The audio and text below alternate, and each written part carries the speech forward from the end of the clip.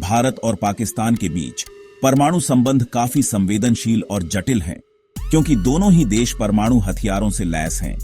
उनका परमाणु हथियारों का विकास और उनका आपसी अविश्वास कब से है, जो काफी हद तक ऐतिहासिक संघर्ष और क्षेत्रीय सुरक्षा चिंताओं पर आधारित है। ये स्थिति और भी नाजुक हो जाती है जब हम बात करते हैं उनके परमाणु प्रतिष्ठानों की, जो न सिर्फ उनकी सैन्य सुरक्षा को सुरक्षित रखती है, बल्कि अंतर्राष्ट्रीय संधियों और मानदंडों के तहत भी आती है। 1 जनवरी 2025 को भारत और पाकिस्तान ने अपनी परमाणु सुविधाओं की सूची का आदान प्रदान किया। ये प्रक्रिया एक औपचारिक समझौते के तहत होती है, जिसमें परमाणु प्रतिष्ठानों और सुविधाओं की अधिसूचना पर द्विपक्षीय समझौता कहा जाता है। ये समझौता पहली बार 1988 में साइन किया गया था और उसके बाद हर साल दोनों देश अपने परमाणु प्रतिष्ठानों के विवरण एक दूसरे के साथ साझा करते हैं। क्या प्रक्रिया का मूल उद्देश्य यह है कि दोनों देश अपने परमाणु हथियार और संबंधित सुविधाओं को एक दूसरे के साथ पारदर्शी बनाएं, ताकि किसी भी तरह की गलतफहमी या गलत अनुमान के कारण आकस्मिक परमाणु संघर्ष न हो जाए। भारत और पाकिस्तान के बीच परमाणु हथियारों की होड़ ने उनकी प्रतिद्वंद्विता को और तेज किया है। दोनों देशों के बीच का ऐतिहासिक संघर्ष, जैसा कि कश्मीर मुद्दा और कई युद्ध 1947, 1965, 1971 उनके परमाणु हथियारों के विकास को प्रभावित करते हैं।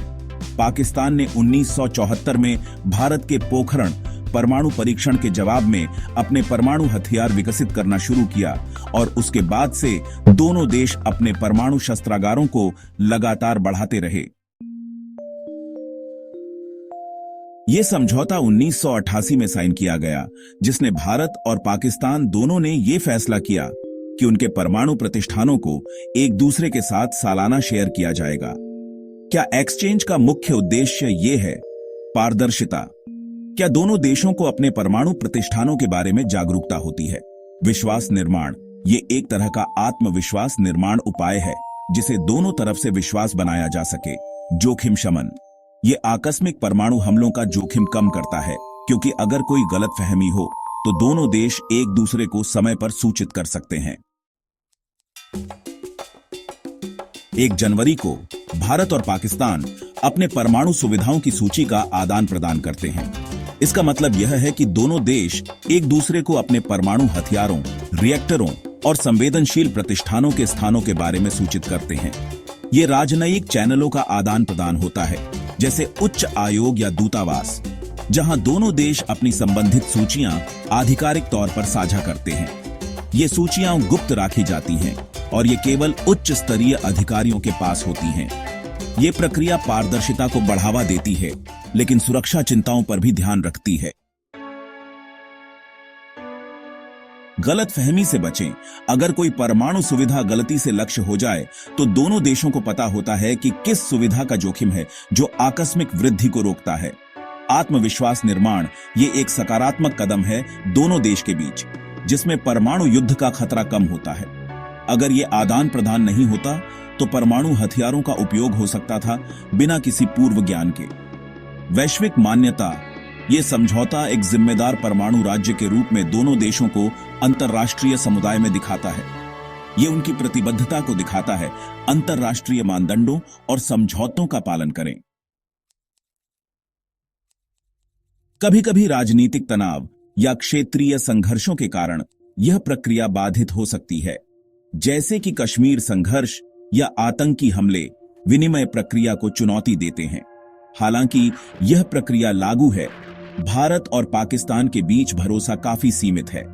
इसका मतलब यह है कि यह समझौता इतना प्रभावी नहीं हो सकता जब तक दोनों तरफ से वास्तविक विश्वास निर्माण के प्रयास न हो। ये एक्सचेंज केवल परमाणु प्रतिष्ठान तक सीमित है, लेकिन ये जैविक और रासायनिक हथियारों को कवर नहीं करता, जो भविष्य में एक और क्षेत्र हो सकता है जहां दोनों देश को पारदर्शिता बढ़ानी पड़ती है। भारत और पाकिस्तान के परमाणु समझौते को अंतर्राष्ट्रीय समुदाय ने काफी सकारात्मक रूप से देखा है। ये एक मजबूत संदेश है कि अस्थिर और जटिल क्षेत्र में भी जिम्मेदार व्यवहार दिखाया जा सकता है। यह समझौता अंतरराष्ट्रीय अप्रसार प्रयासों को समर्थन देता है और एक मॉडल पर प्रतिबंध लग सकता है बाकी देशों के लिए जो परमाणु हथियार पकड़ते हैं। यह आदान प्रदान एक हिस्सा है व्यापक परमाणु कूटनीति का, जिसके देश अपने परमाणु शस्त्रागारों को नियंत्रित करने के लिए विभिन्न कदम उठाते हैं। भारत और पाकिस्तान के बीच ये कदम सकारात्मक है, लेकिन परमाणु निरस्त्रीकरण और हथियार नियंत्रण के व्यापक लक्ष्यों के लिए और भी कदम जरूरी हैं। भारत और पाकिस्तान के बीच परमाणु सुविधाओं की सूची का आदान प्रदान एक महत्वपूर्ण कदम है जो उनके परमाणु हथियारों को विनियमित करने और आकस्मिक संघर्ष से बचने में मदद करता है। यह प्रक्रिया सिर्फ एक औपचारिक प्रक्रिया नहीं है, बल्कि ये उनके संबंधों को स्थिर करने का एक तरीका है। इसे अंतर्राष्ट्रीय समुदाय को भी यही संदेश मिलता है कि दोनों देश अपने परमाणु शस्त्रागारों को जिम्मेदार तरीके से संभाल रहे हैं। तो ये था भारत और पाकिस्तान के बीच परमाणु सुविधाओं के आदान प्रदान की प्रक्रिया का एक विस्तृत विवरण, जो हर साल एक सकारात्मक कदम होता है परमाणु हथियारों की होड़ और क्षेत्रीय स्थिरता को नियंत्रण करने के लिए। अगर आपको ये जानकारी अच्छी लगी हो तो लाइक करें, शेयर करें और कमेंट करके अपना फीडबैक जरूर दें। और अगर आपको ऐसे और भी अपडेट चाहिए तो चैनल को सब्सक्राइब करें।